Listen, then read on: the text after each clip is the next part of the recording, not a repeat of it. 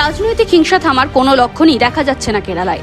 গত 18 ডিসেম্বর কেরালার আলাপুরা জেলার মানানশেরি এলাকা হয়ে নিজের বাইকে করে ফিরছিলেন এসডিপিআই এর রাজ্য সম্পাদক কে.এস. শান। সে সময় একটি 4 চাকা তাকে লক্ষ্য করে ধাক্কা মারলে তিনি বাইক থেকে ছিটকে পড়েন এবং তারপরে গাড়ি থেকে বেরিয়ে এসে ধারালো অস্ত্র দিয়ে তাঁর উপরে আক্রমণ করা হয়। পরে হাসপাতালে মৃত্যু হয় সোশ্যাল ডেমোক্রেটিক পার্টি অফ ইন্ডিয়ার রাজ্য সম্পাদক কে.এস. শান।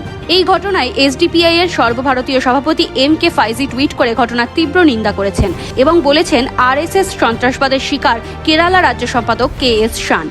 এসডিপিআই এর পক্ষ থেকে একটি প্রেস বিবৃতিতে এই ঘটনার জন্য সরাসরি আরএসএস কে দায়ী করা হয় এবং তারা আরও দাবি করেন যে কেরালায় সংঘ পরিবার বিভিন্ন সাম্প্রদায়িক ইস্যু নিয়ে বিভাজন সৃষ্টি করার চেষ্টা করছে, আর এই বিভাজনে যারা বাধা দিচ্ছেন তাদের উপরে এভাবেই আক্রমণ করে মুখ বন্ধ করার চেষ্টা করছে সংঘ পরিবার। উল্লেখ্য, এই ঘটনার 12 ঘন্টার মধ্যেই আরও একটি রাজনৈতিক হত্যার সাক্ষী হয়েছে আলাপুরা জেলাবাসী। 19 ডিসেম্বর সকালে বিজেপির ওবিসি মোর্চার রাজ্য সম্পাদক রঞ্জিত শ্রীনিবাসকে হত্যা করা হয়।